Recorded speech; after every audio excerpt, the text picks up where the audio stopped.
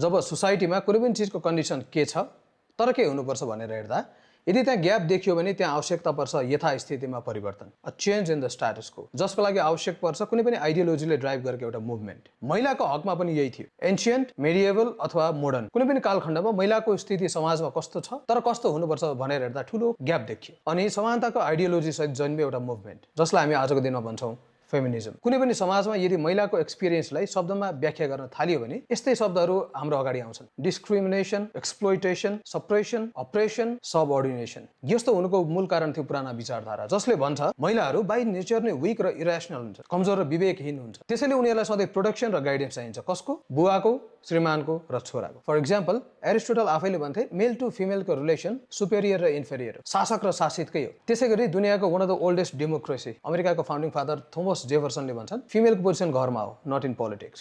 Charles डार्विनले पनि भन्छन् intellectually female भन्दा मेल सधैँ सुपेरियरै हुन्छ। त्यति बेलाको one of the most intellectual फिलोसोफर्सहरूको स्टेटमेन्ट यस्तो थियो भने, उनीहरूको सोच यस्तो थियो भने तपाईँ कल्पना गर्नुहोस् त्यहाँ आम मान्छेको सोच कस्तो होला। र डरलाग्दो कुरा त 18th सेन्चुरीसम्म यो आइडियोलोजीहरूलाई कसैले पनि च्यालेन्ज गरेन। मतलब अब कसैले च्यालेन्ज गर्नेवाला छ भनेपछि छोटकरीमा यो पनि बुझौँ कि त्यति बेला दुनियाँमा प्यारलली के भइरहेको थियो जसले गर्दा यस्तो मूल्य मान्यताहरूलाई च्यालेन्ज गर्न सजिलो भयो। युएसए, फ्रान्स जस्ता देशहरूमा रिनेसा, इन्लाइटेनमेन्ट जस्ता आन्दोलनहरू अघि बढ्दै थिए जसका 3वटा मुद्दाहरू थिए: लिबर्टी, इक्वालिटी, डिग्निटी, स्वतन्त्रता, समानता, प्रतिष्ठा। यी सबै आन्दोलनहरूले मोनार्क जस्तो एब्सोल्युट अथोरिटीलाई च्यालेन्ज गर्थ्यो। पोलिटिकल पावरहरू अब जनतामा बाँडिन लाग्यो। सबैभन्दा महत्त्वपूर्ण चाहिँ मानिसहरूलाई अब सब्जेक्टदेखि सिटिजन बनाउँदै थियो। त्यसैले सिटिजनसिपको कन्सेप्ट आयो तर यसको सम्पूर्ण फाइदाहरू पुरुषहरूमा मात्र सीमित भयो। पुरुषहरूलाई फर्स्ट क्लास सिटिजन मानिन्थ्यो तर महिला, बालबालिका र दासहरूलाई, स्लेब्सहरूलाई चाहिँ सेकेन्ड क्लास सिटिजन मानिन्थ्यो। अब मेन टपिकमा फर्कौँ। हजारौं वर्षदेखिको दमन, शोषण र अत्याचारमाथि पहिलो धक्का तब लाग्यो जब 1792 मा म्यारी वोल्स्टनक्राफ्टले लेखेको किताब भिन्डिकेसन अफ द राइट्स अफ वुमेनले इतिहासमै पहिलोपल्ट भन्यो महिला र पुरुष बराबर हुन्। र यसलाई टेक्निकली फेमिनिजमको पहिलो बिउ रोपेको भन्न सकिन्छ। पछि गएर सेनेका फल्स कन्भेन्सन युएसए 1848 बाट चाहिँ यसको फर्मल सुरुवात भएको मान्न सकिन्छ। र यो फर्स्ट वेभको मेन डिमान्ड थियो राइट टु भोट, जसको लागि चाहिन्थ्यो लिगल र पोलिटिकली हिसाबले फुल सिटिजनसिप। राइट टु भोटको लागि लडेको हुनाले ती फेमिनिस्टहरूलाई सफ्राजिस्ट पनि भनिन्छ। तपाईँले कहिले देख्नु होला यो शब्द। फर्स्ट वेभ फेमिनिजमको अन्त्य कहिले भयो? जब महिलाहरूलाई भोटको अधिकार दियो। 1893 मा न्युजिल्यान्ड, 1918 मा युके र 1920 मा युएसए मा। अब सर र एकचोटि फर्स्ट वेभ फेमिनिजमलाई फर्केर हेरौँ। इस्यु के थियो? डिस्क्रिमिनेसन। सोलुसन के थियो? इमान्सिपेसन। गोल के थियो?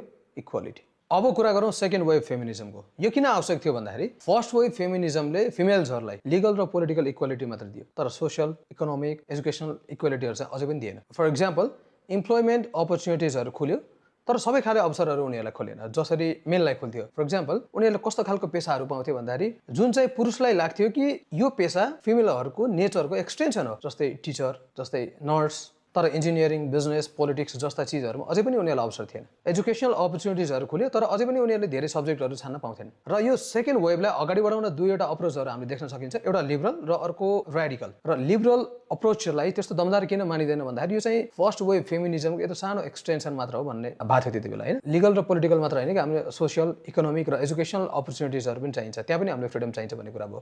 1963 मा बेटी फ्रिडान्सको एउटा बुक आयो द फेमिनाइन मिस्टेक भन्ने, तपाईँले पढ्न सक्नुहुन्छ। त्यसको जिस्टै के थियो भन्दाखेरि फिमेल्सहरू पब्लिक लाइफमा पार्टिसिपेट गरिरहेको छैनन् किनकि उनीहरू डोमेस्टिक फेमिली लाइफमा इन्जोय गर्छन्। यो समाजको अजम्पसन हो, ठुलो मिथ हो, यो मिस्टेक हो। इनफ्याक्ट उनीहरू डोमेस्टिक लाइफमा एकदमै अनफुलफिल्ड, एकदम अनसेटिस्फाइड र एकदमै अनह्याप्पी छन् किनकि घरभित्रै पनि उनीहरूको इन्डिभिजुअल एक्जिस्टेन्स छैन, उनीहरूको आइडेन्टिटी छैन किनकि उनीहरू अझै पनि घरमै पनि उनीहरू कसैको छोरी हुन्, कसैको श्रीमती हुन् र कसैको आमा हुन्। अर्को छ रेडिकल अप्रोच। 1968 मा मिस अमेरिका कन्टेस्टको विरुद्धमा उठेर चाहिँ यो अप्रोचको सुरुवात भयो भनौँ न, किनकि यसले महिलाहरूलाई एकदमै सेन्सलेस, मिनिङलेस, इमोसनलेस एउटा अब्जेक्टको रूपमा देखायो, महिलाहरूलाई अब्जेक्टिफाई गर्यो भन्ने चाहिँ मुद्दा थियो। फ्रिडम ट्रास क्यान भने तपाईँले फोटोहरू देख्नुहुन्छ होला, जहाँनिर उनीहरूले लगाएको हाई हिल्सहरू, लिपस्टिकहरू चाहिँ ट्रास क्यानमा डम्प गर्छन्। अब यिनीहरूको फोकस चाहिँ डिस्क्रिमिनेसनबाट सिफ्ट भएर अपरेसनतिर लाग्छ किनकि डिस्क्रिमिनेसन त क्लियरली देखिन्छ, यसलाई लिगली पनि हटाउन सकिन्छ, कानुनले हटाउन सकिन्छ, तर अपरेसन त मान्छेको माइन्डमा हुन्छ, मान्छेको एटिट्युडमा, बिलिफमा, कल्चरमा हुन्छ। यो सजिलै हटाउन सकिँदैन। यिनीहरूको इस्यु के थियो?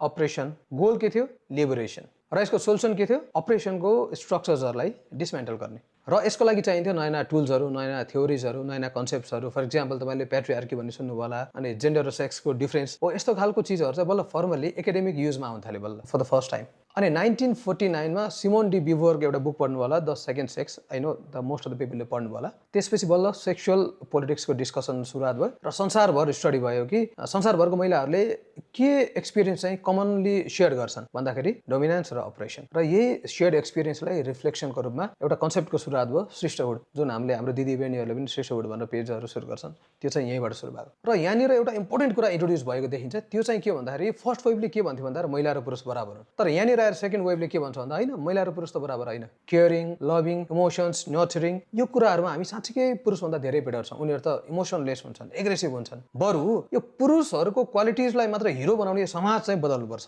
समस्या त्यहाँ छ महिलाहरूको क्वालिटिजलाई पनि सेलिब्रेट गर्ने खालको समाज हामीले बनाउनुपर्छ भन्दा for the first time discussion सुरु यसरी लगभग सेकेन्ड वेभको अन्त्य हुन्छ अब सुरु हुन्छ थर्ड वेभ यसको आवश्यकता किन पर्यो किनकि सेकेन्ड वेभले ल्याएको सिस्टरहुडको कन्सेप्टले संसारको सबै महिलाहरूको इन्ट्रेस्टलाई सम्बोधन गर्न सकेन किनकि सबै महिलाहरूको कन्टेक्स्ट फरक छ त्यही अनुसार उनीहरूको एक्सपिरियन्स पनि फरक छ जेन्डर मात्र होइन रेस क्लास कास्ट कलोनाइजेसन यो सबैको आधारमा सबैको अनुभव एकदमै फरक छ जस्तै इन्डियन र अमेरिकन महिलाको अनुभव फरक छ इन्डियामै पनि अप्पर कास्ट र लोवर कास्ट महिलाको अनुभव फरक छ धनी महिला र गरिब महिलाको अनुभव फरक छ कलोनाइज्ड भएको महिलाको अनुभव र कलोनाइज्ड गरेको देशको महिलाको अनुभव धेरै फरक छ त्यसैले सेकेन्ड वेभको फेमिनिजममा आएको कन्सेप्टले व्हाइट मिडल क्लास अमेरिकन र युरोपियन महिलाहरूको मात्र समस्या सम्बोधन गर्छ यसले हामीले केही पनि एड्रेस गर्दैन भन्ने कुरा चाहिँ आयो यसको मेजर कुरा के थियो भन्दा संसारमा एउटा मात्र सत्यता छैन बिलियन्स अफ सत्यता छन् जति महिला छन् उति धेरै सत्यता त्यही भएर हामी युनिफाइड हुन सक्दैनौँ हामी अलायन्स हुन सक्छौँ हामी सिस्टरहुड हुन सक्दैनौँ हाम्रो सोलिडारिटी हुन सक्छ हाम्रो ऐक्यबद्धता मात्र हुन सक्छ भन्ने कुराहरू चाहिँ लगभग सबैतिर उठ्न थाले सुसान फालुदीको एउटा ब्याकल्यास भन्ने बुक छ त्यसमा क्लियरली लेखिएको छ यो फेमिनिजमको मुद्दा चाहिँ कसरी डाइभर्ट भयो भनेर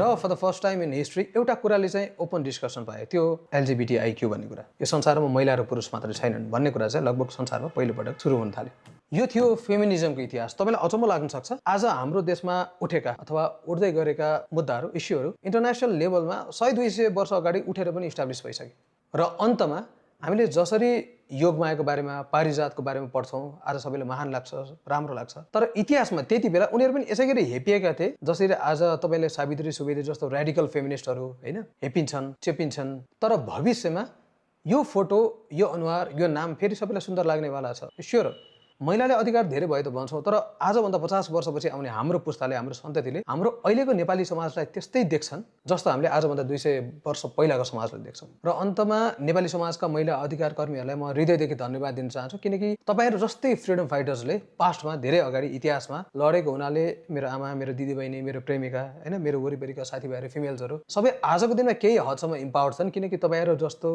व्यक्तिले समाजमा एउटा घिडाको पात्र भएर पनि किनकि यो त प्याट्रियार्कल सोसाइटी हो घिडाको पात्र भएर नि तपाईँ लड्नु भएको थियो जसको रिजल्ट आज छ र फेरि आज जो लड्नु भएको छ यसको रिजल्ट फेरि अलि पछि देखिएला तर हामी ढिलो नहुँदै एउटा समानताको सोसाइटी इस्टाब्लिस गर्न सक्छौँ भन्ने मलाई विश्वास छ थ्याङ्क यू सो मच